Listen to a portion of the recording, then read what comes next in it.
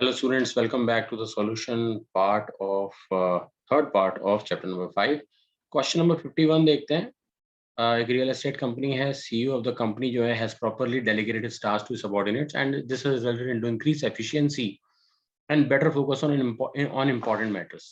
Most of the employees in the organization are so sincere that they are ready to perform complex tasks as they know taking these responsibility will help them improve their career prospects. These days a culture is being developed in the organization where the superiors are focusing on getting an element of delegation from the subordinates which can't be delegated at all. तो ये हमारे सामने एक वो है case study है, ठीक है.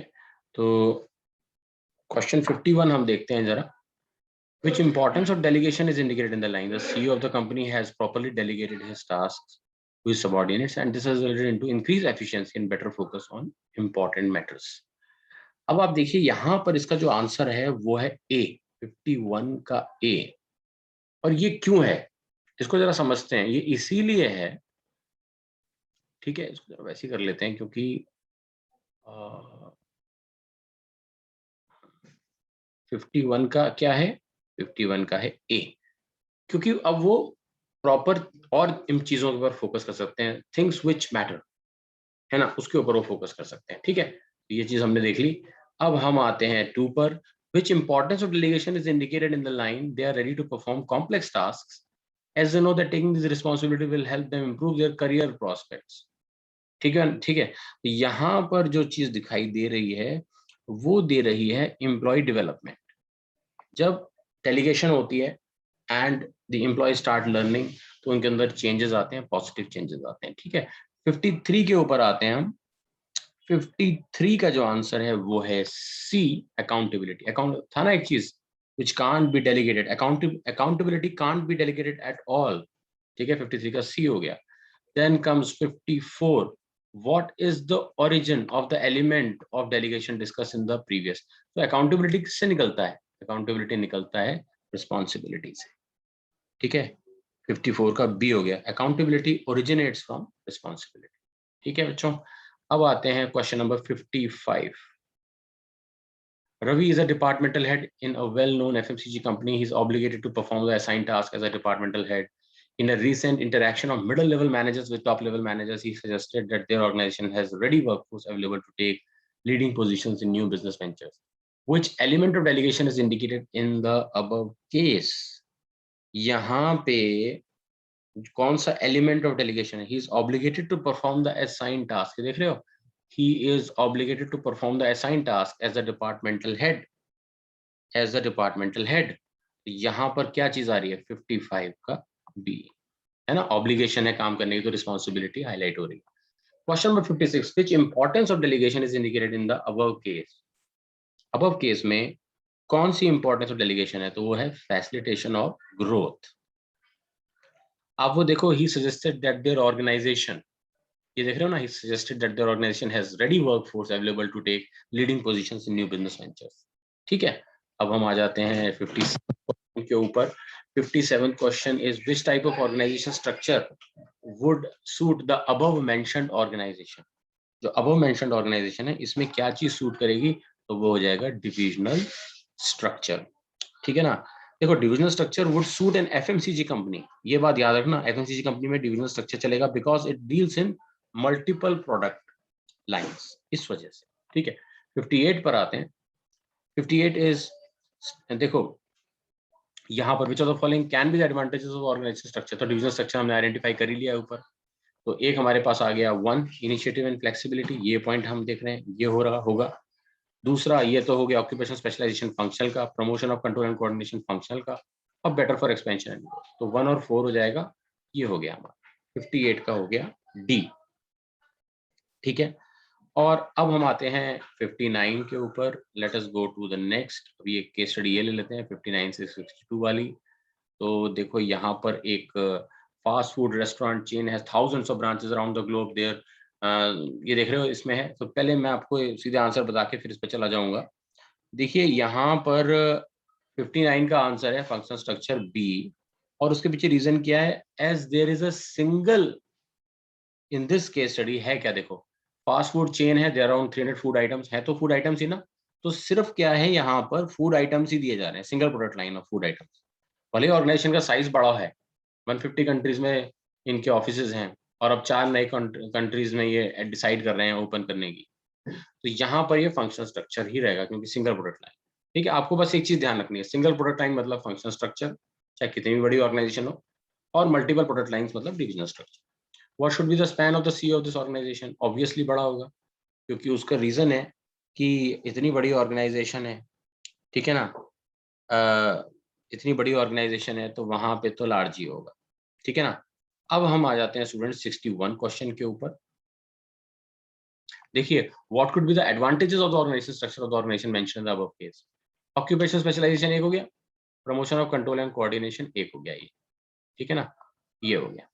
तो हमारे पास हो गए 2 और helps in training of employees भी हो गया, ये भी हो गया। 2 3 4 ये हमारे पास हो गया, 2 3 4 राइट, 2 3 4 61 का हो गया, बट स्टूडेंट 61 का हो गया सी। अब हम आते हैं 62 के ऊपर, ठीक है। What could be the disadvantages of the organization structure of the organization mention in the above case? अगर फंक्शनल स्ट्रक्चर की क्या डिसएडवांटेज हो सकती हैं? इनफ्लेक्सिबिलिटी इन अप्रोच ये होगा बिल्कुल 1, लैक ऑफ कोऑर्डिनेशन भी होगा, कॉन्फ्लिक्ट ऑफ इंटरेस्ट भी होगा, तो 1 2 3 हो गया।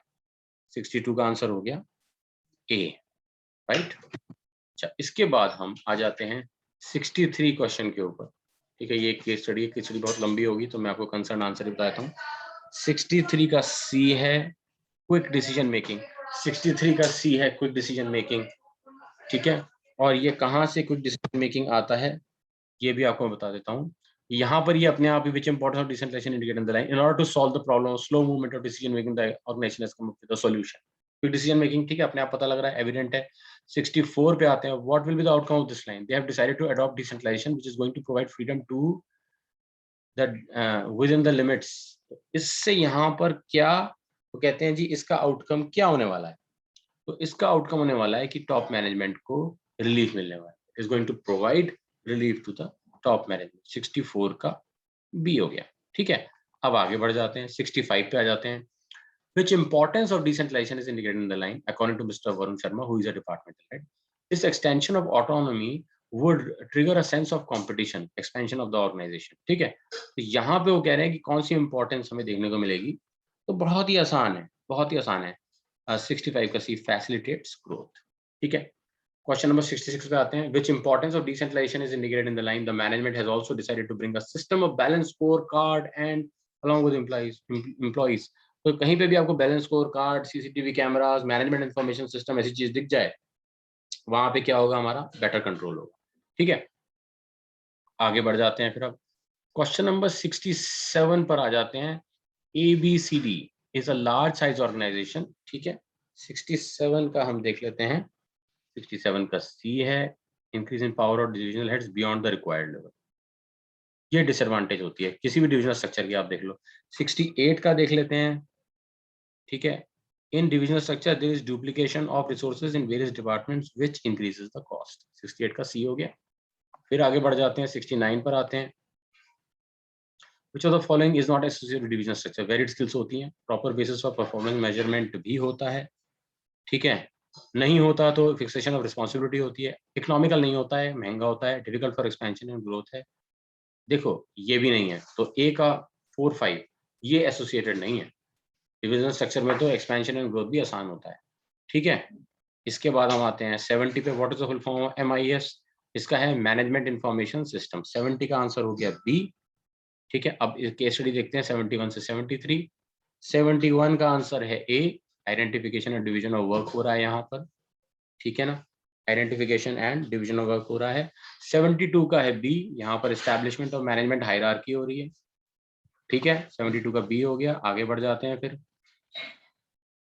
थोड़ा सा इसको कंप्लीट कर लेते हैं। Which benefit of organizing is indicated above? तो आप 73 का देख लेना, बी है, क्लैरिटी इन वर्किंग रिलेशनशिप। अगर डाउट हो तो कमेंट सेक्शन में मुझे बता देना, मैं आपको इसका डाउट क्लियर कर दूंगा। 74 से 76 वाली जो है उसके अंदर 74 का आंसर है बी, डिपार्टमेंटलाइजेशन। क्योंकि जो लाइन आ रही है, देखो, the company has around 25 branches, ये देख रहे हो ना, in the northern part of the country, and on the basis of similarity in activities their grouping together has been properly done. तो ये डिपार्टमेंटलाइजेशन में होता है, जहां पर सिमिलैरिटी इन एक्टिविटीज के बेसिस पे होता है, ठीक है। 75 की हम बात करते हैं। 75 का ए है, what would be the outcome of the step of organizing process identified in the previous. वही डिपार्टमेंटलाइजेशन का जो आउटकम होगा वो होगा क्या, वो होगा ना क्या कहते हैं आपका बेसिकली स्पेशलाइजेशन ही तो होगा ना, ठीक है ना, प्रोडक्ट स्पेशलाइजेशन हो चाहे फंक्शन स्पेशलाइजेशन हो। Question number 76 which benefit of organizing is indicated above. अब यहाँ पे कौन सी बेनिफिट आपको ऑर्गेनाइज हो रहा है, तो जहाँ पे 76 का आंसर है सी ऑप्टिमम यूटिलाइजेशन ऑफ रिसोर्सेज। क्यों है, he is very much concern about assignment of jobs, line पकड़ने वाली, so that any type of overlapping of work is avoided. ठीक है, आपने कैसे दी, आई होप ढंग से करी होगी, तभी आप इसको यहाँ पे मेरे सॉल्यूशन को देखो। 77 का ए है only one which of the following statements are false, सिर्फ preventing it to deviate from existing norms. Organising helps in expansion, ये तो देखो नॉर्म से जब डेविएट होता है तब होता है डेलीगेशन के थ्रू, और टेकिंग अप न्यू चैलेंजेस तो है ही है, ठीक है ना। तो ये तो हमने कह दिया, तो हमने कहा जी पहला वाला गलत है, दूसरा वाला तो चलो ठीक है, ये तो only one statement is false, पहला वाला। उसके बाद हम आते हैं अतुल रंसा शू शॉप 78 का आंसर है सी। ओके, यहाँ आप देख लेना, बेनिफिट्स ऑफ स्पेशलाइजेशन है, कुछ दिक्कत हो मुझे कमेंट सेक्शन में बता देना। 79 का आंसर है डी, एडेप्टेशन टू चेंज। ठीक है, कोई इशू हो मुझसे कमेंट सेक्शन में पूछ लेना, 79 का डी है। 80 का आंसर है, ये एज अ रीजनिंग असर्शन है, a company's comparative position is strengthen due to delegation, बात बिल्कुल ठीक है।